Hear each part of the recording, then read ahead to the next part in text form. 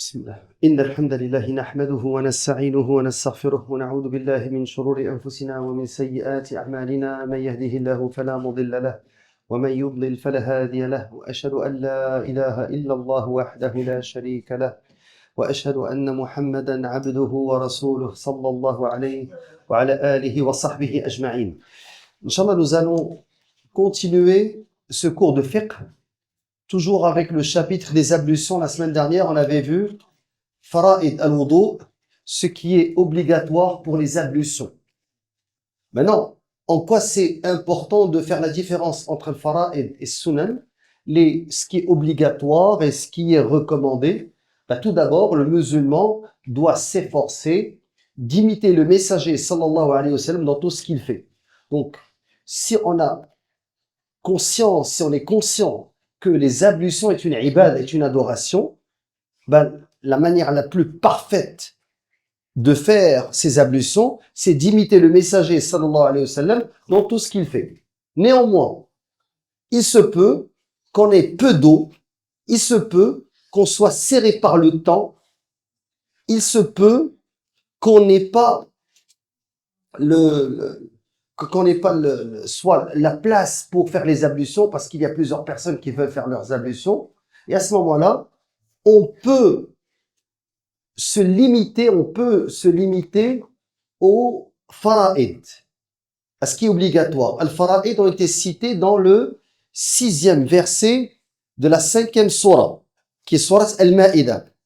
Ya ayyuhalladhina amanu idha qumtum ila as-salati faghsilu wujuhakum wa aydiyakum ila al-marafiqi wamsahu bi ru'usikum wa arjulakum ila al-ka'bayn.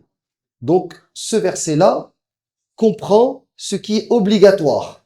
Donc, ce qui est obligatoire, c'est 6 éléments. L'intention, laver le visage, laver les mains jusqu'au coude, essuyer la tête, laver les pieds et l'ordre. Mais dans le livre, l'intention n'a pas été citée. Et à la place de l'intention, vous avez al-muwalat. Al-muwalat laysa at-tartib, c'est-à-dire la succession. Et quand je dis non pas la succession. La succession c'est tartib. Al-muwalat, c'est le fait de ne pas interrompre les ablutions au point que l'un des membres sèche. Et j'ai dit que pour Shafi'iyya, cela ne fait pas partie des obligations de l'wudu. Donc, avec l'imam Shafi'i, tu peux faire l'wudu, quelqu'un sonne à la porte, tu t'en vas ouvrir la porte et un membre a séché, tu continues tes ablutions. Mais ce que Cheikh Mounajjid, qu'Allah le libère, a retenu dans le livre, ce n'est pas le madhab Shafi'i sur ce point-là.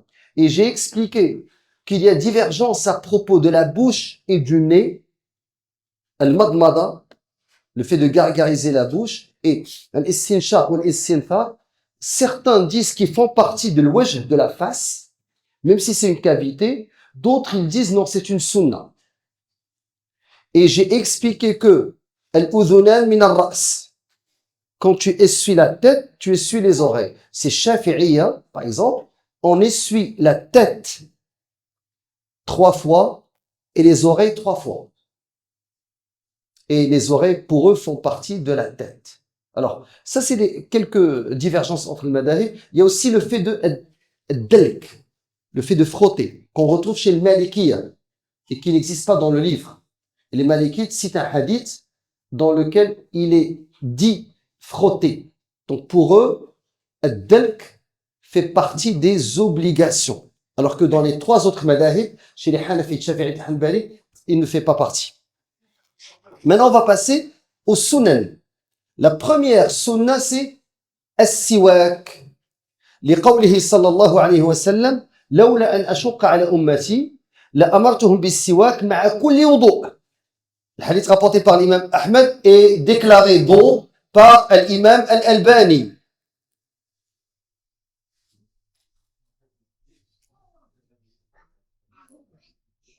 Donc, ce hadith, le messager a dit, si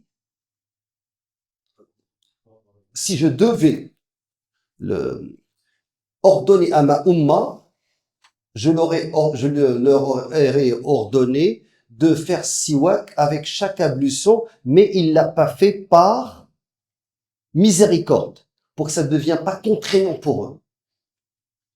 Et j'ai expliqué la dernière fois que si tu veux faire l'odo sur la sunna, quand tu arrives à la bouche, tu prends une gorgée avec une seule, et la plupart des hadiths que le message l'a fait, et tu peux prendre siwak et nettoyer ta bouche pendant l'odo. C'est une sunna. Et tu peux faire le nettoyage des dents avec ton index. Mais bien sûr, avec siwak, c'est meilleur. Et si tu le laisses, tu ne prends pas un siwak et tu ne mets pas ton doigt, juste, tu madmets. Mais regardez, le madmada, c'est vraiment, tu dois bouger l'eau. Il y a des gens qui font, et qui crachent. هذا لن يمضمض. ما هي المضمضة؟ المضمضة تحريك الماء في الفم. Gargariser, c'est faire bouger l'eau dans la bouche. Est-ce que c'est clair? Ok, Inch'Allah. Donc, la deuxième sunna, التسمية. Les hadiths, لا وضوء لمن لم يذكر اسم الله عليه. رواه أبو داود et a été déclaré Hassan, bon par Imam Al-Albani. Donc, bien sûr, il y a des madhahib qui disent que dire Bismillah est obligatoire. Et je pense que c'est chez le Hanabila. Donc, pour eux, tu dois dire Bismillah avant le wudu. Mais, ce que Cheikh Al-Munajjid a retenu ici, Inch'Allah, c'est le qawl al-rajih, Bismillah avant le wudu n'est pas obligatoire. C'est-à-dire, si tu n'as pas dit Bismillah, ton wudu, il est correct. Mais la sunna, c'est que tu le dises. Et j'ai déjà répondu que si tu es dans la salle des ablutions, tu peux dire Bismillah. Maintenant, certains me disent, mais c'est les toilettes. Je vous ai déjà expliqué que al-kunuf, les toilettes n'existaient pas chez l'arabe. Yadhab lil khala, il allait faire ses besoins en plein air. Donc, c'est quoi faire ses besoins? عندما يرفع الثياب ليقعد. Quand il va soulever ses vêtements pour s'asseoir, pour faire ses besoins, c'est là où est-ce qu'il peut plus parler. Ou yadhkur ism Allah. Ma hukmuhu? Quel est le statut de celui qui parle en faisant ses besoins? Makruh, c'est détesté, c'est pas haram, mais il faut pas le faire non plus. وتشتد الكراهة إذا كان بذكر الله.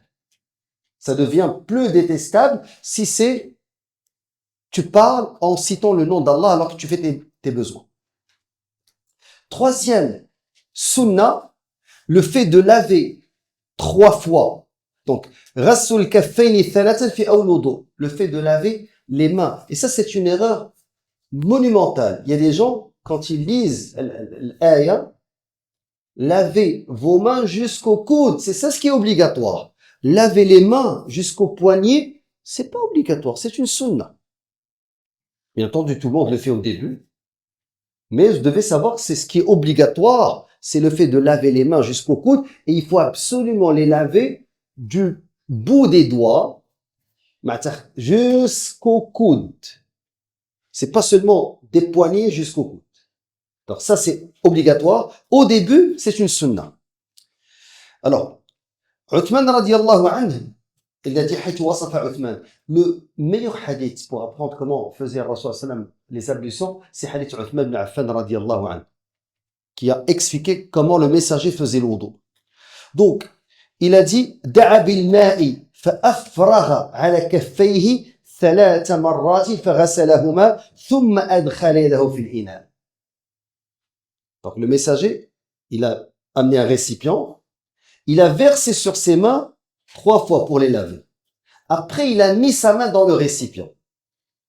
Parce qu'il y a des gens qui comprennent pas. Il vient, t'es en train de faire l'odo, il vient, il met sa main dans le... Non, le messager, avant de mettre sa main dans le récipient, il les a lavés 3 fois. Après, il a pris. Vous avez compris? Okay. Et bien sûr, le fait de laver ses mains devient très recommandé quand on se réveille. Quand on a dormi, parce que le hadith, on ne sait pas où est-ce que notre main a traîné. Donc, quand tu te réveilles, ce qui recommande, il devient plus recommandé. يتأكد غسل اليدين. Quatrième, المبالغة في الاستنشاق. Parce que l'auteur, il a retenu que l'istinshaq, le fait d'inspirer l'eau par les narines, est obligatoire. C'est la position qu'il a adoptée. Donc là, il dit le fait de exagérer. C'est ça l'exagération. Et pas seulement. Donc l'exagération est sunnah. Mais il y a une exception. إِلَّا أَن يَكُونَ صَائِمًا, a dit le prophète, excepté s'il jeûne. S'il jeûne, tu ne dois pas exagérer. Parce qu'il se peut que l'eau s'infiltre et que tu l'avales. Et le hadith a été rapporté par Abu Daoud, déclaré authentique par l'imam Albani. Cinquièmement, تَخْلِيلُ اللِّحْيَةِ الْكَثِيفَةِ. Si tu as une barbe très fournie, tu dois passer tes doigts dans la barbe. Maintenant, si ta barbe n'est pas fournie du tout, et on voit la blancheur de ta peau, à ce moment-là, cette barbe n'a pas besoin t'as pas besoin de mettre tes doigts dans ta barbe pour laver la peau. Quand est-ce que ça devient sunnah de le faire? C'est quand tu as une barbe très fournie. Donc, تخليل اللحية الكثيفة لحديث أنس رضي الله عنه, le messager sallallahu alayhi wa sallam, كان إذا توضأ, quand il faisait ses ablutions, أخذ كفا من ماء فأدخله تحت حنكه فخلل به لحيته, rapporté par Abu Daoud et déclaré authentique. Vous remarquez qu'à chaque fois rapporté par Abu Daoud, qu'est-ce que j'ai dit à propos de Sunan Abi Daoud? ما هي السنن? Il y a dans les recueils de hadith, il y a le jawami', Jami' al-Bukhari, Muslim, et il y a Sunan, Sunan Abi Daoud, Tirmidhi, Ibn Majah. Sunan, ce sont les livres qui compilent les hadiths du prophète alayhi salatu wassalam, mais les hadiths qui concernent les ibadat, les actes d'adoration. Alors que le Jami', comme le Bukhari, le Muslim, c'est pas seulement les hadiths qui concernent les ibadat, le hajj, le siyam, c'est des hadiths qui concernent l'islam. Donc, toutes les paroles du prophète, ses actes, sunnatuhu al-khilqiyya, al-khuluqiyya, al-umur al-jibiliyya, tout ce qui concerne le messager. Comment il mangeait, comment il marchait, comment il riait, comment il s'habillait. Quand tu prends Sahih al-Bukhari, tu as Kitab al-Tawhid, tu as Kitab al-Iman, tu as Bad'u al-Khalq, tu as Kitab al-Tafsir, l'exégèse dans Sahih al-Bukhari. C'est important. Dans la mosquée, subhanallah, on a commencé Sahih al-Bukhari avec l'intérêt de la langue arabe. أوشكنا على نكمل الكتاب. Puis les frères, لم نجد لهم علو وهمة. On n'a pas trouvé beaucoup de détermination, puis on s'est arrêté, subhanallah, alors qu'on avait parcouru à peu près les 2/3 de Sahih al-Bukhari. Et c'est un livre qui est عظيم, Sahih al-Bukhari. السني لا بد أن يهتم بصحيح البخاري. Donc, sixièmement, أخذ ماء جديد لمسح الرأس. في حديث عبد الله بن زيد رضي الله عنه, le messager ومسح برأسه بماء غير فضل يده. Rapporté par Muslim. Donc, il va prendre une nouvelle eau pour essuyer sa tête. Donc ça, c'est une sunna. Bien sûr, chez Shafi'i, je vous ai déjà dit que الماء المستعمل عند الشافعي طاهر وليس طهور. طاهر غير مطهر. Rappelez-vous au début, quand on a expliqué la base, l'eau est de 3 types ou de 2 types. Chez le Hanafiya, chez le Jumhur, le Malikiyya, le Shafi'iyya et le Hanabila, il y a ma طاهر, ما نجس, وما طهور, يعني طاهر مطهر. Et le Hanafi, ils ont dit الماء نجس أو طاهر. Donc, le Shafi'i, pour lui, même si l'eau est pure, si tu l'as déjà utilisée, donc l'eau est en train de découler de ta barbe ou ta main, est-ce que tu peux le prendre et le réutiliser? Pour Shafi'i, tu peux plus faire l'eau avec cette eau-là, parce qu'il a déjà perdu ses propriétés purificatrices. Alors ici, lui, il dit que si l'eau a déjà été, pour essuyer ta tête, tu dois prendre une autre eau, ça c'est une sunna. Septièmement, تخليل أصابع اليدين والرجلين. Donc le fait d'introduire l'eau entre les doigts et entre les orteils. Ça c'est une sunna. Les hadiths Abdullah ibn Abbas radiyallahu anhuma, le messager a dit إذا توضأت فخلل أصابع يديك ورجليك. Hadith rapporté par Tirmidhi, déclaré Remarquez, Tirmidhi Abu Daoud, Tirmidhi Abu Daoud, parce que c'est le livre de Sunan. Donc, si tu fais tes ablutions, introduis l'eau entre tes doigts et entre tes orteils. Donc ça, c'est une sunna.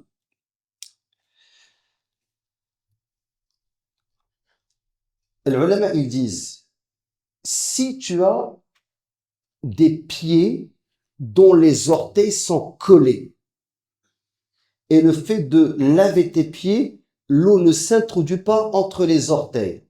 تخليل أصابع الرجلين يصبح واجبا. Je répète. Ça, c'est une sunna. Mais les ulama, ils disent attention. Si tes pieds, tes orteils sont tellement collés que l'eau ne s'introduit pas. Il y a des gens qui sont comme ça. À ce moment-là, il faut, avec ton auriculaire, faire rentrer l'eau entre tes orteils. Mais si tes orteils sont espacés, ça devient une sunna. Neuvièmement, تثليث الغسل في الوجه واليدين والرجلين. Donc, 3 fois.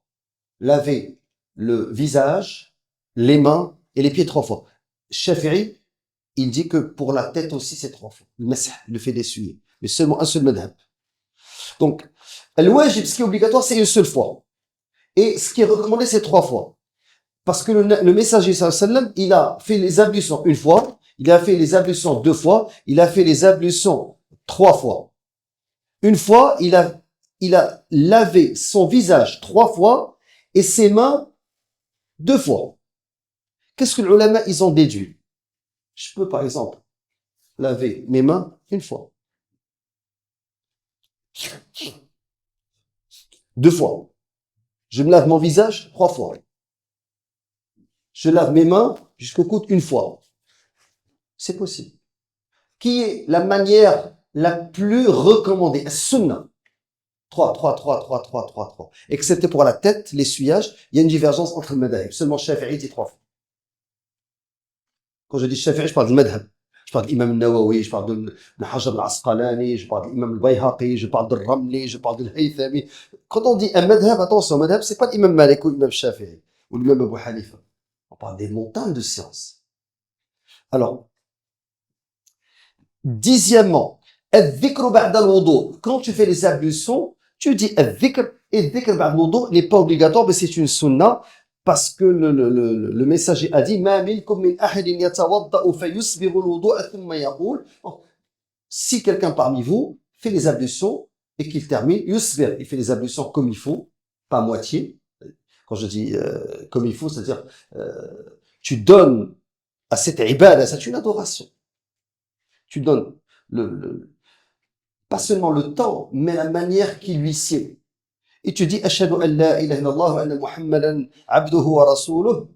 Si tu dis ça, illa futihat lahu abwabul jannah, les portes du paradis. Il y a combien de portes de paradis? 8. الثمانية يدخل من أيها شاء. Il rentre par n'importe laquelle, subhanallah. Hadith rapporté par le musulman.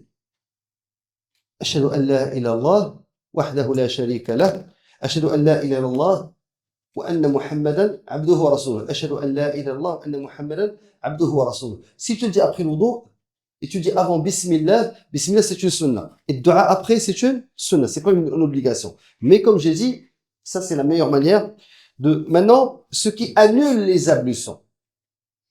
Je vais laisser l'opportunité de poser les questions, Inch'Allah, après le cours.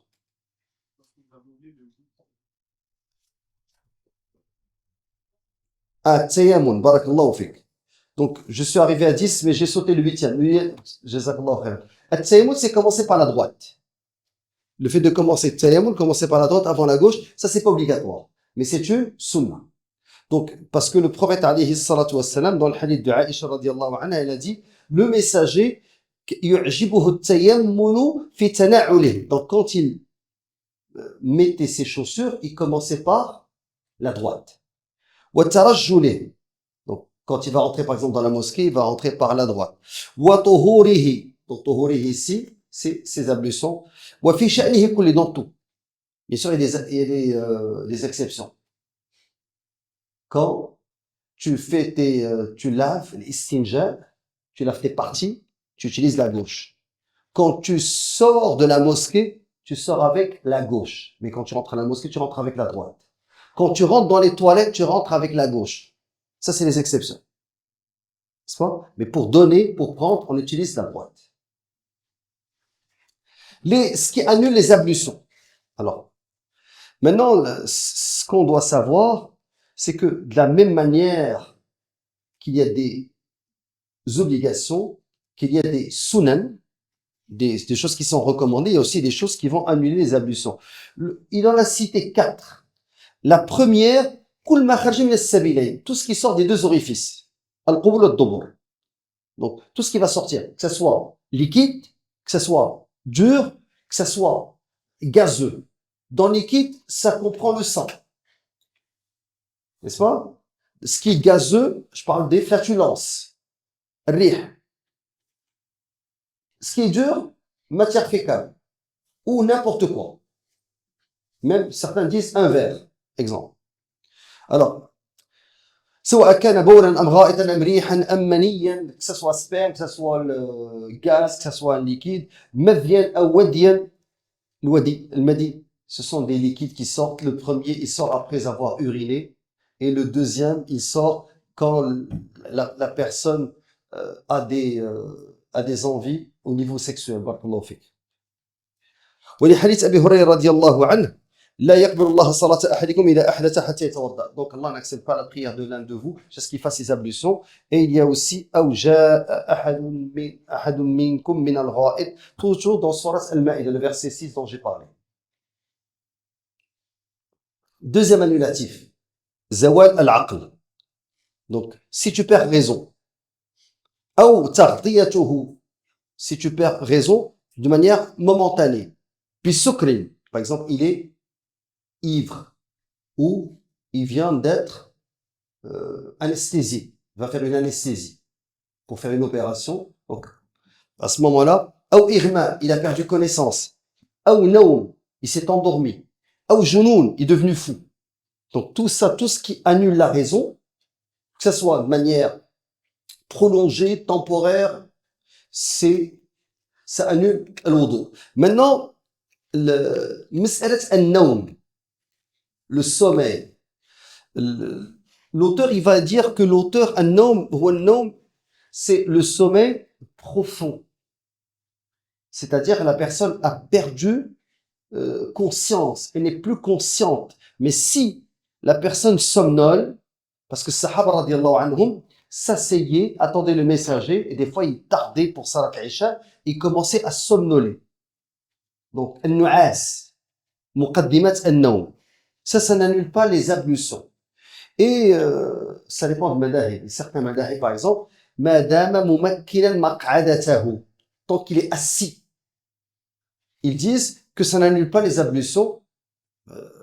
هذا القول مرجوح, parce que l'un des savants, il est rentré dans la mosquée, Salat Jumu'ah, il y a quelqu'un qui était assis à côté de lui. Et il a vu que la personne était en train de dormir, puis elle a fait des bruits étranges.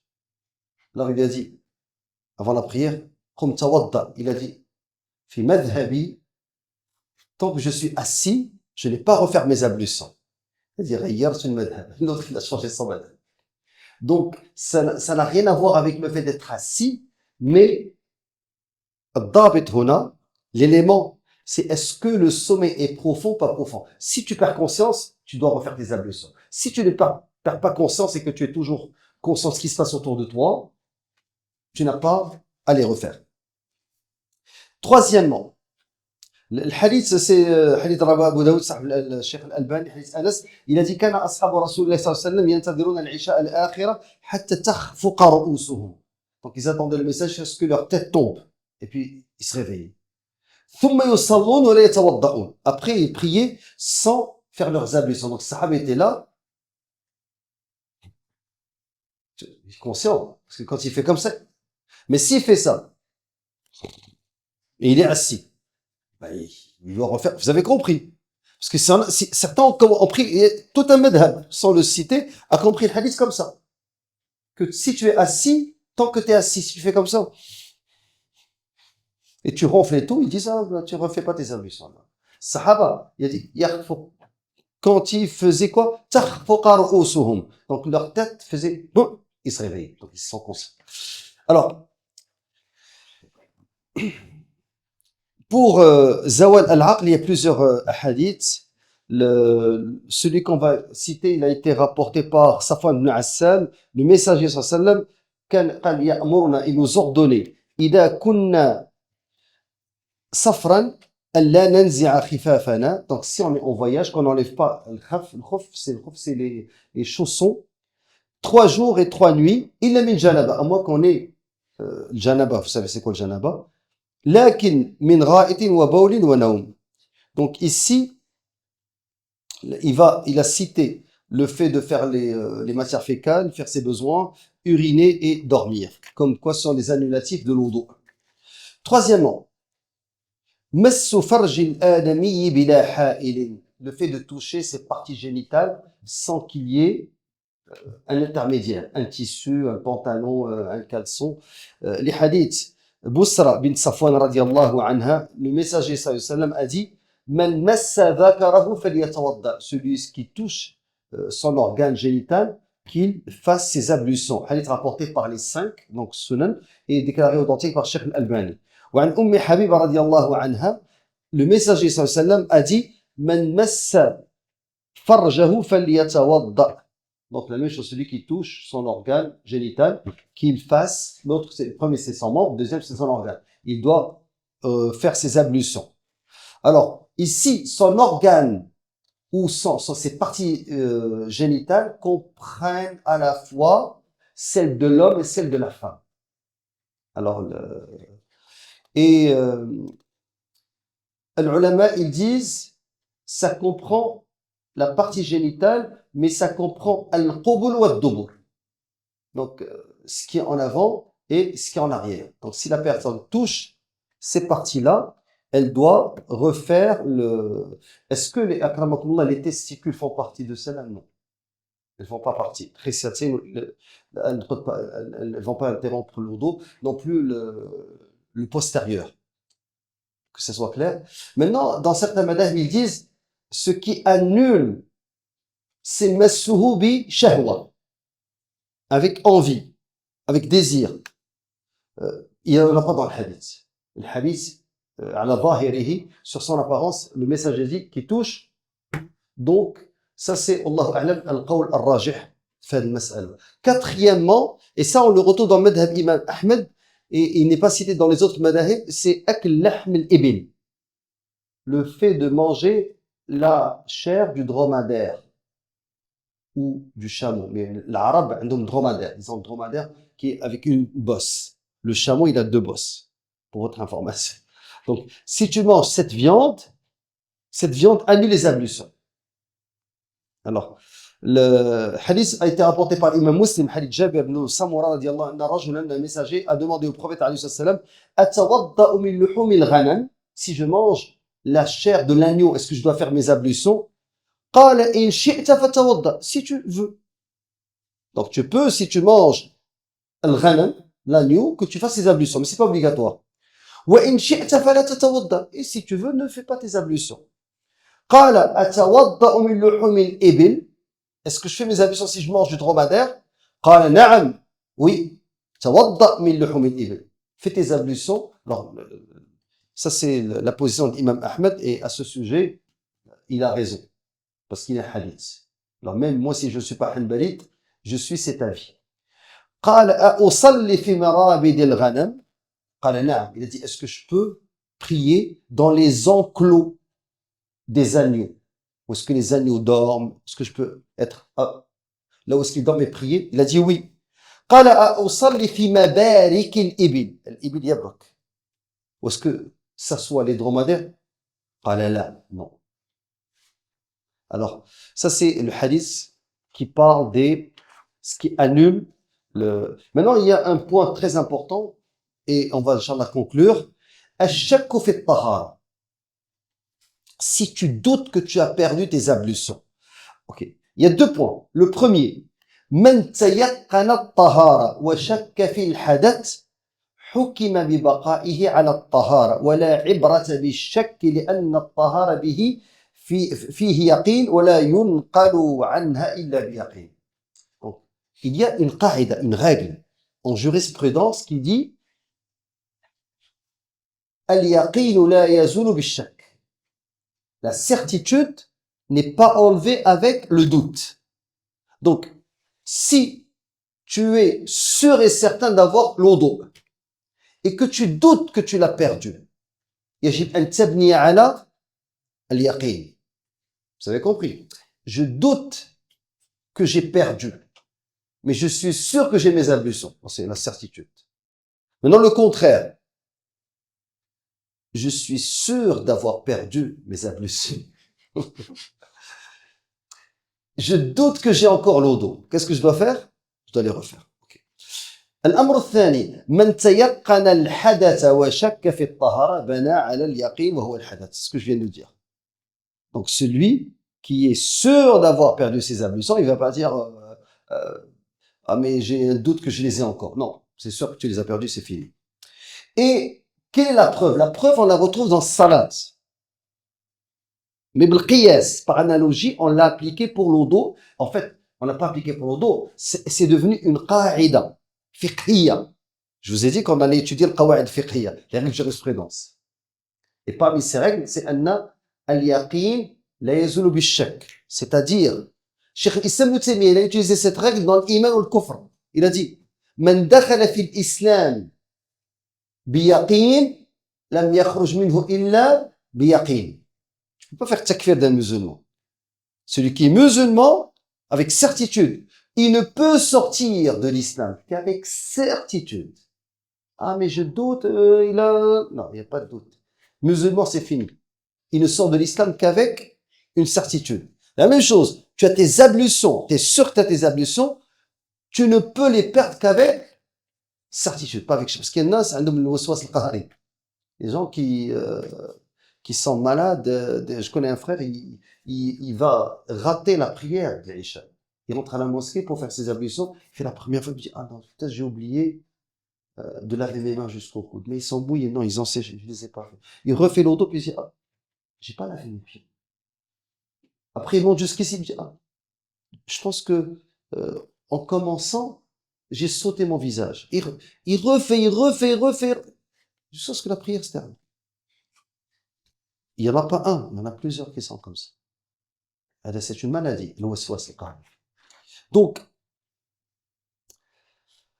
le messager a dit, le Shoukiya ila nabi sallallahu alayhi wa sallam, on s'est plaint au messager, ar-rajulu yukhayyalu ilayhi annahu yajidu shay'a fi as-salat. La personne en pleine prière, il a l'impression qu'il a perdu ses ablutions. Il a dit, la yansarifu hatta yasma'a sawtan aw yajida rihan. Et ça, c'est une règle que ce hadith nous a explicité. Tu ne quittes ta prière que si tu entends un bruit, pas un bruit au niveau de ton ventre, un bruit. Vous savez, c'est quoi un bruit? Une flatulence. Ou que tu sentes une odeur. Donc, le messager, qu'est-ce qu'il a fait? Rapidement. Pour dissiper ce doute-là, le messager veut des faits, facts. Il veut une odeur. Odeur, c'est quelque chose de concret. Il veut un bruit. C'est quelque chose que tu peux percevoir avec tes sens. L'odeur avec ton nez, tu vas la sentir. Le bruit, tu vas l'entendre. Regardez comment le messager, il a réglé cette question. Il a dit à la personne qui est dans la prière, tu ne sors de la prière que si tu sens une odeur ou que tu entends un bruit. Tu n'as pas entendu le bruit. Je ne parle pas d'un bruit qui est dans ton ventre. Non, tu dois l'entendre. Et l'odeur, tu dois l'un des deux, tu dois la sentir. Et il y a hadith Abi Hurayrah, le message sallallahu a dit, إِذَا وَجَدَ أَحَدُكُمْ فِي بَطْنِهِ شَيْئًا. Si quelqu'un entend des bruits dans son ventre, فَأَشْكَلَ عَلَيْهِ أَخَرَجَ مِنْهُ شَيْءٍ. La personne a des gaz à l'intérieur, puis des fois ton ventre, t'entends des bruits étranges dans ton ventre. Alors, le message, il a dit, si l'homme entend des bruits dans son ventre, et il commence à avoir des doutes, أخرج, est-ce que quelque chose est sorti de son ventre ou pas? Il a dit, فلا يخرج من المسجد, qui ne sort pas de la mosquée. Il dit qu'il ne sort pas de la mosquée. Parce qu'il n'y a pas de salle d'eau, des ablutions dans les mosquées. La mosquée du prophète sallam, tu peux faire. Il y a des gens qui rentrent à la mosquée. Cheikh, oui, le hammam. Il veut faire ses besoins. On n'est pas des toilettes ici. Wallah, subhanallah, la mosquée du prophète sallam, tu peux pas faire tes besoins. Tu peux pas faire l'odo. Donc, il y a des khala, et même dans nos pays, pour faire tes ablutions, soit au milieu de la mosquée, on a qu'un afora. Il y a une fontaine d'eau, les gens font les ablutions. Il n'y a pas de toilette dans les mosquées. Beit Allah Azza wa Jal. Le Cheikh Ben Baz, on lui a posé rahmatullah alayhi, la question, est-ce qu'on peut avoir une poubelle dans la mosquée? Il a dit non. Mais où est-ce que je mets? Mets-les dans ta poche et jette-les ailleurs. Laisse Beit Allah Azza wa Jal. Si tu trouves quoi que ce soit dans la mosquée, tu l'enlèves.